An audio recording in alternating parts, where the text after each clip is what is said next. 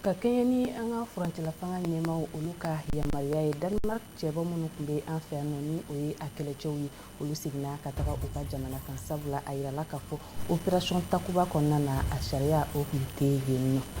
O tɛmɛnen kɔfɛ jabɛti ale ye bana ye min bɛ maakɔrɔba caman minɛ wa denmisɛnnin dɔw yɛrɛ a bɛ ye olu la. Jabɛti ye bana sugu jumɛn ye a bɛ sɔrɔ cogoya di an ka kunnafoni na Yusuf Kulubali ale bɛna o ɲininkali ninnu jaabiya di an ma. Yuruku o kɛlɛli kɔnɔna na jɛkulu min bɛ diɲɛ seleke naani bɛɛ lajɛlen na n'a bɛ wele ko Transparence International olu ka jateminɛw ye a yira k'a fɔ jamana 100 ani jamana 80 na Mali kɔni ale ye jɔyɔrɔ min sɔrɔ yuruku kɛlɛli hukumu kɔnɔna na o bɛ tali kɛ jamana 129 ye ninnu de ye an ka bakurunbaw ye.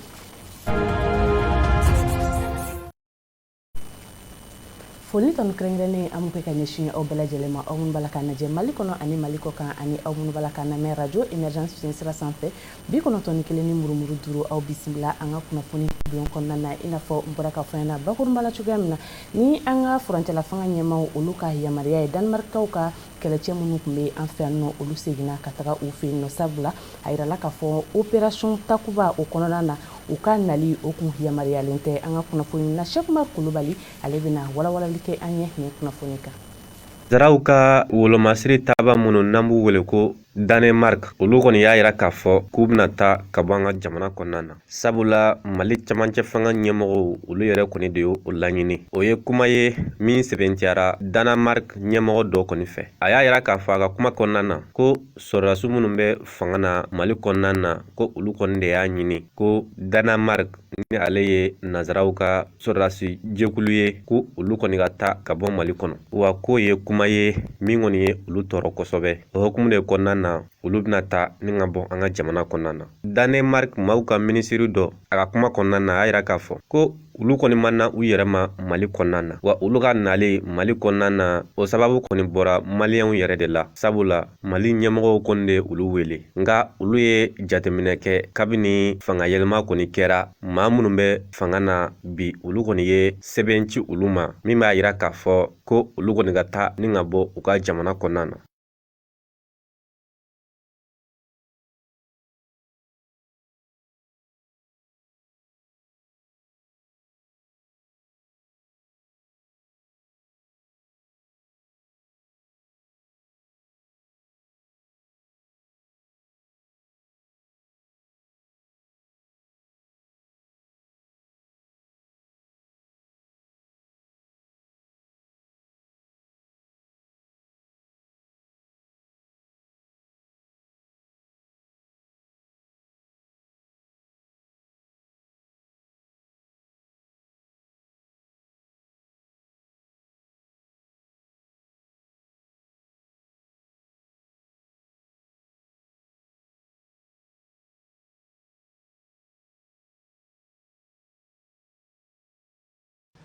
Awa yɔrɔ kuma kɔni y'a yɛrɛ fɔ e bɛna mɔgɔ dɛmɛ a ka kɛlɛ la e ma yamaruya sɔrɔ i ma wele ne ma nakun dɔ i la dɛ Kulubalikɛ o hukumu kɔnɔna na jamana bɛ yɔrɔ min na sisan jamanadenw de y'a yira u ka camancɛ fanga in kɔnɔ fɛngɛ kɛra olu mɛnna kɛlɛ la kɛlɛ bɛ san 10 a n'a kunkanfɛn na jamanadenw sara ka sa fo ka saya kɛ i n'a fɔ ko tɛ an bɛ wolo an bɛ sa an bɛ wolo an bɛ sa o dɔnnen don mais cɛ 80 cɛ 90 dugu k'a jeni ka muso kɔnɔmaw kɔnɔ fura ka balo bɛ cini hakili b'a la yamaruya la ou bien n b'a f'i ye cogoya min na Bulukɛsi siɲɛ joli Kadɔ dugu siɲɛ joli Buni Takuba nana Mali la et plus précisément Danow yɛrɛ Danow ka naliko kuma fɔra papier caman fɔra a kɛra mais finalement papier yɛrɛ laban kɛra min ye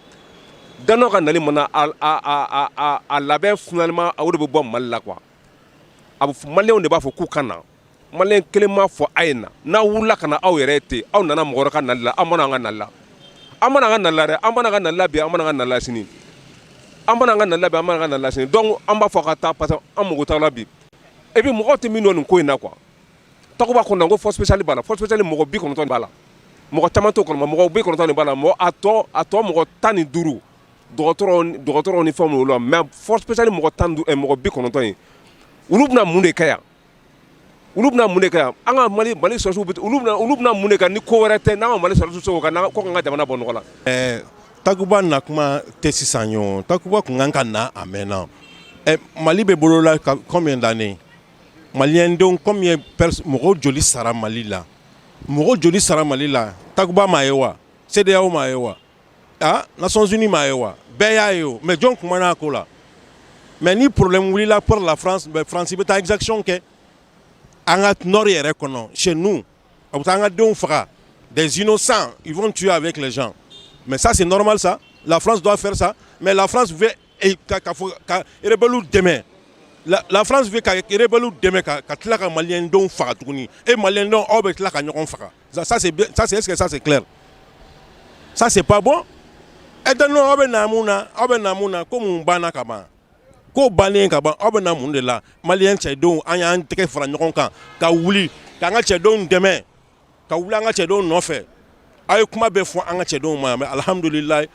irisiw nana ka na an dɛmɛ ni irisiw nana ka na an dɛmɛ sisan fɛn bɛɛ b'an bolo sisan Takuba ko Balkan ko fɛn ninnu vraiment an yafara.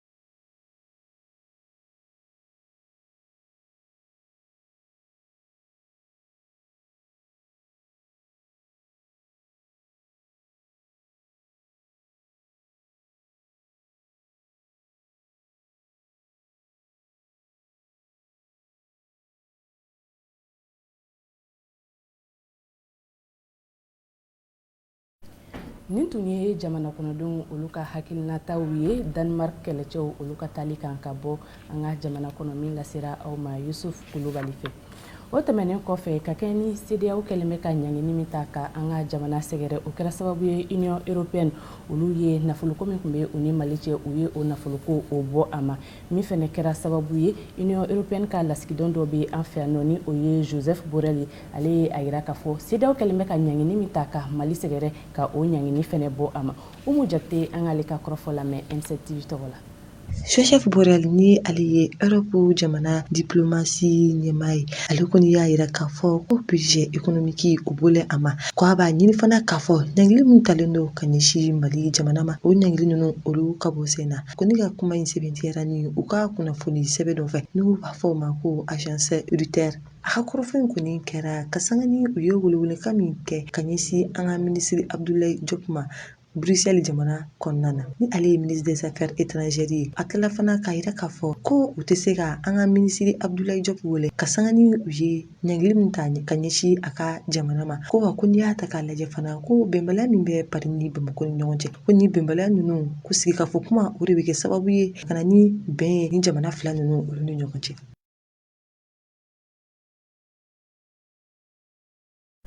Umu Jakite ka nin kunnafoni bɛ taa n'an ye an ka marabolo kɔnɔna kunnafoniyaw la Fatumata Traoré ale ka wuli ka jɔ n'a ka cɛsiri ye kunnafoniya minnu sɔrɔ marabolo kɔnɔna na an ka jɛ ka olu lajɛ. A y'aw bisimila a ka bi marabolo kɔnɔ kibaruw la an bɛ taa Kayi mara la kɛrɛnkɛrɛnnenya la Bafulabe ale sɛrikili la marifa kɔni ye maa dɔ sɔrɔ ni ka a joki min kɛra maa maramafɛntigi dɔ fɛ minnu bugutigɛnama dɔn a kɛra ka sangani janvier kalo tile 24 su ka dugujɛ a 25 la san 2022 min kɛra Bɛndugu n'o bɛ Solomana commune fɛ Bafulabe ale yɛrɛ sɛrikili kɔnɔ maa bananen ale kɔni bɛ tali kɛ kulu min sigilen bɛ patrouille la ni dugu in kɔnɔ wa a jugina k'a to patrouille o de hukumu kɔnɔ min kɛra sufɛlan fɛ u ye dɛmɛ don a ma joona ni ka taa ni a ye kɛnɛyaso la Bafulabe lakanatigilamaw ni o bɛ tali kɛ a gendarme nakaw kan olu kɔni ye sɛgɛsɛgɛliw boloda yaasa ka tɛgɛda nin makofɔlen ninnu kan N'an bɔra Kayi an bɛ taa Kucalakaw fɛ. Sifinnakaw ka jɛkulu min bɛ jamanaden ɲumanya ani bɛɛ fanga o kama ni o damasɔnniya ye AJICAD ye. Ale ye hakilina falen kɛ ka sanga ni tarata tɛmɛnen janvier kalo tile 25 san 2022 ni Kucala dugudenw ye. Hakilina falen min bolila jamanaden ɲumanya ale kan. A kɔni kɛra ni barodasigi dɔ ye min senfɛ u da sera kuma caman ma ni o dɔ bɛ tali kɛ fɛn min ye taxi o sarabaliyaw ye fo ka taa se vignette ale tabaliyaw ma. Maa 40 bɔɲɔgɔnko olu de kɔni sen kunbɛn ni lajɛrɛ in na n'u bɛ tali kɛ jama ka forobadanayatɔ ma fo ka taa se Kucala ale yɛrɛ dugu ɲɛmaw caman kan. Wulikajɔ min ni a hakilina bɔra AJICAD maaw la ka maaw ladɔnniya ani maaw bɛ se ka sɔn cogo min taxi ale ni vignette olu taliw ma. Ka kunnafoniw kuncɛ an bɛ taa Gawokaw fɛ. San o san kalan min bɛ kɛ musolakaw kunna alisilamɛya ale bunakun kan ɲinan tan o kɔni bolodara ka sanga ni araba tɛmɛnen janvier kalo tile 26 san 2022 min kɔni labɛnna Gawo ka fo mara ɲɛma ale fɛ ni o bɛ tali kɛ a gouverneur kan. Barodasigi min taara ɲinan o de bɛ tali kɛ dinɛ ɲɛmaw olu jɔyɔrɔ bɛ se ka kɛ fɛn min ye binkaliwale min bɛ taa ka musow sɛgɛrɛ o tangali la ani o kunbɛli la fo ka taa se damatɛmɛwale ale kunbɛli ma. Musolaka 500 bɔɲɔnko minnu kɔni bɔra Burem, Ansongo, Gawo ani Niger olu de kɔni senyera ni kalanbulon in na. Kalan min ni a bɛna kɛ tile 5 o bɔɲɔnko kɔnɔ a musaka bɔra ONIFAM fɛ fo ka taa se silamɛmusow ka jɛkulu min sigilen bɛ bɛn ale kama o bɛ dan sigi an ka bi marabolo kɔnɔ kibaruw la. Marabolo kunnafoniw tɛmɛnen kɔfɛ an bɛ taa an ka jamana kɔkan kunnafoniyaw la. Fadi Talfi Mayiga ale ye kunnafoniya minnu sɔrɔ jamana kɔkannaw na an ka olu lajɛ. Aw bisimila jamana kɔkanna kunnafoniyaw la. An b'a daminɛ ni Senegal ale jamana ye. Kulu min ka baara bɛnnen don ka kalafili jaabiw fara ɲɔgɔn kan. Olu ka jaabi kunfɔlɔw di. Alamisa don janvier kalo tile 27 san 2022 ka kɛɲɛ ni maire kalafili min kɛra Senegal faaba kɔnɔna ni ale Dakar ye kari don. U ka jaabiw kɔnɔna na ko Barthélémy Dias ko ale de fanga ka bon ni ale yɛrɛ fanga sinamatɔn ma ye.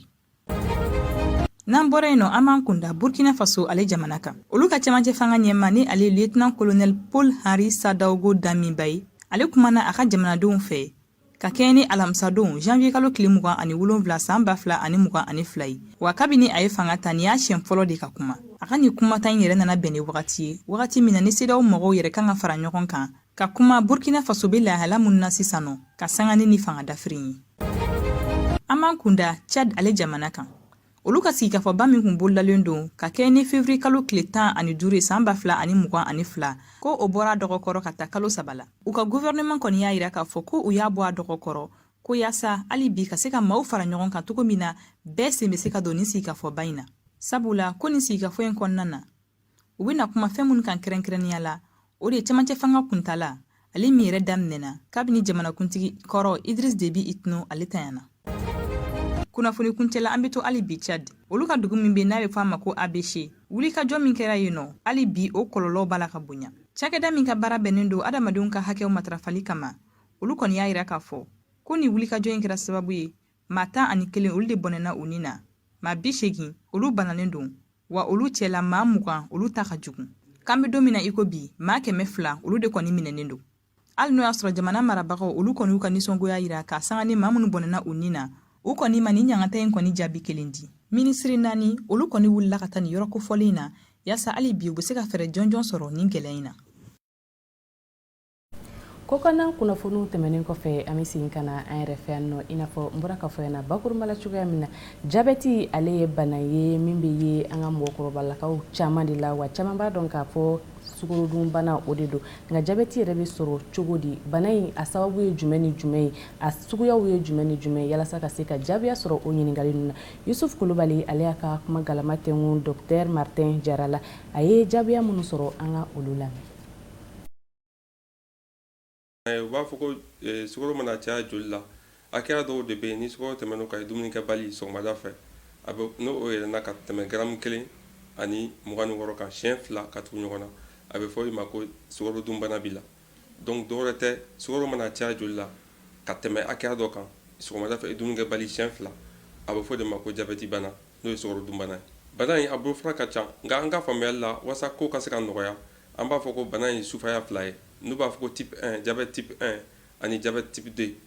type 1 o ye jabɛti sugu jumɛn ye o ye jabɛti ye min sɔrɔ ka di denmisɛnninma mɔgɔw fɛ yen ka daminɛ san fu ka taa bila san 30 san 35 a ka gɛlɛn i ka san 35 sɔrɔ ka sɔrɔ ale jabɛti ma dɔn ale bɛ dɔn joona mun na sɔrɔcogo kelen dɔ de b'ale jabɛti in na o ye jumɛn ye i yɛrɛ farikolo bɛ fɛn dilan k'i yɛrɛ kɛlɛ n'u b'a fɔ k'i ka système immunitaire ka wuli i kama k'i kɛlɛ o kɛlɛ kɔnɔna na a bɛ anticorps dɔ de dilan fɛn minnu bɛ kɛ joli la olu bɛ taa fɛnɛ ka taa sama nɛnɛ kama ni ka sama nɛnɛ yɔrɔ dɔ bɛ k'o cɔnkɔn o yɔrɔ min b'an dɛmɛ ka insuline dilan insuline min ye ji ye min b'an dɛmɛ ka sukaro fɛnɛ basigi ni o yɔrɔ cɔngɔnna k'o yɔrɔ bɔ baara la sukaro bɛ se ka yɛlɛni daminɛ en ce moment parce que insuline tɛ farikolo la bilen insuline dun ka baara de k'an dɛmɛ ka se ka sukaro jigin ka se ka dumuni mana kɛ walima i mana dimi sukaro bɛ yɛlɛni min kɛ stress ninnu kɔnɔna na ale de bɛ an dɛmɛ ka sukaro la normaliser o normaliseli kɔnɔna na a bɛ sukaro ta ka taa dɔ di kunkolo zɛmɛ ma ka dɔ di biyɛn ma ka dɔ di fasaw ma a bɛ dɔ lase fo rein fɛnɛ ka niveau la ni farikolo mago tɛ min na o bɛ éliminer rein fɛ donc ale de b'an dɛmɛ sukaro régulation na n'o ye sukaro normalisation ye donc ale jɔyɔrɔ ka bon kosɛbɛ diabète type 1 kɔnɔna na wa a diabète type 1 in fɛnɛ na i b'a ye a tigilamɔgɔ bɛ fasa de olu ta ye fasali ye donc denmisɛnninlamɔgɔw don u tɛ san 35 sɔrɔ a ka can u tɛ san 35 sɔrɔ n'a ma dɔn ani fɛnɛ fasali tugulen b'a la n'o ye sugunɛkɛba fɛnɛ bɛ tugu a la tuguni donc denmisɛnninnabanaw de don u b'a fɔ type 1 diabète wɛrɛ bɛ yen n'o ye type 2 ye type 2 o ye maakɔrɔbaw ta ye généralement a bɛ daminɛ san 40 na ka yɛlɛ ale diabète in ale bɛ mɛn ka sɔrɔ a ma dɔn mun na ka tugu a bɛ se ka k'i la ka san 5 san 10 yɛrɛ kɛ ka sɔrɔ a ma dɔn u b'ale wele de ko diabète silencieux donc ale bɛ mɛn la ka sɔrɔ a ma dɔn ale dun sɔrɔcogo 4 de b'a la sɔrɔcogo fɔlɔ ye min ye mɔgɔ min i ka bon i bɛ se ka diabète type 2 kɛ mɔgɔ min i ka baara ye sigiyɔrɔ kelen i tɛ farikolo ɲɛnajɛ kɛ i tɛ foyi kɛ i bɛ tile dalen i bɛ tile sigilen i bɛ se ka diabète sɔrɔ sabanan o ye mɔgɔ min ta ye dumuniba kɛ ye dumuniba kɛ kun tɛ dɔwɛrɛ ye o tɛ dɔwɛrɛ ye k'a fɔ ko mɔgɔ don mɔgɔ min bɛ tilelafana dun midi la ka tilelafana ba dun midi la ou bien ka tilelafana ba dun ka surafana ba dun ou bien ka darakaba dun o ko tɛ o ye mɔgɔ ye mɔgɔ minnu bɛ i ban ka dumuni kɛ heure respecté ani ka dumuniw ɲagami ɲɔgɔn na walima ka dumuniw kɛ waati waati man'u ja u da bɛ dumuni na tulumafɛn b'o la sukaromafɛn b'o la tigɛw b'o la fɛn fɛn ye buru ni sɔw k'olu ɲagami ɲɔgɔn na fɛn minnu ye féculents ye n'olu ye farimafɛnw ye ka farimafɛnw ɲagami ɲɔgɔn na walima ka dumuni kɛ heure tardive la heure minnu avancelen don i b'a fɔ 23 heures dumunikɛla ninnu walima mɔgɔ minnu b'u ban ka tilelafana dun k'o dun fo 17 heures waati walima k'u ban ka daraka dun k'o dun 10 heures walima 11 heures waati olu tigilamɔgɔw de bɛ diabète ɲini ka k'u yɛrɛ kan. o kunnafoni tɛmɛnen kɔfɛ hali bi an ka bakurunbaw kɔnɔna na i n'a fɔ n bɔra ka fɔ ɲɛna cogoya min na transparency international yuruguyurugu kɛlɛli hukumu kɔnɔna na olu ka jateminɛw ye a yira k'a fɔ yuruguyurugu ale ye fɛn ye min kɛlɛli ka suma kosɛbɛ diɲɛ jamana 180 na mali kɔni ale ye jɔyɔrɔ min sɔrɔ o ye jamana 129 ye o jaabiya ninnu fɛnɛ u y'a yira k'a fɔ o sɔrɔla san 2021 kɔnɔna na Umu Kone ale bɛ ɲɛfɔli kɛ an ye. Kasangani yuruguyurugu kɛlɛli ka bɔ an ka jamanaw kɔnɔna na Transparency International mɔgɔw kɔni ka sɛgɛsɛgɛliw la san 2021 hukumu kɔnɔ yuruguyurugu kɔni fanga ka bon jamana minnu kɔnɔ sa o bɛ t'i jɔ fo jamana 180 na ni an ka Mali jamana kɔni bɛ jɔyɔrɔ 129 na ni ye o jaabi ninnu kɔni ta k'a lajɛ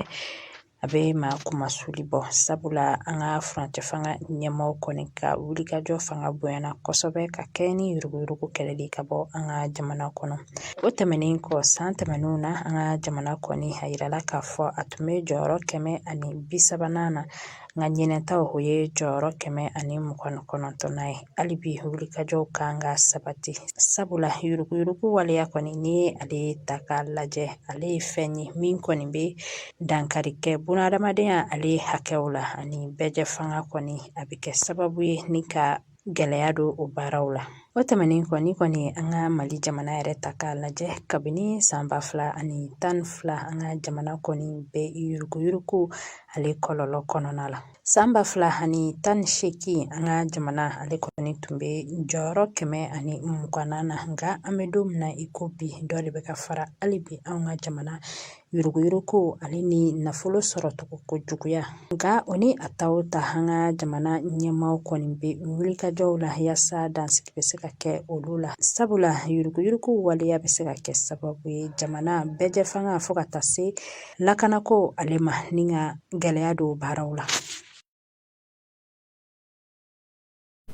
o mu ko ne ka nin kunnafoni de bɛ an ka bi juma kunnafoniyaw kuncɛ an sera ka minnu sɔrɔ k'olu walawala ka di aw ma an b'aw fo aw ka lajɛli ko ɲuman na su hɛra ala k'o di ne ni aw bɛɛ lajɛlen ma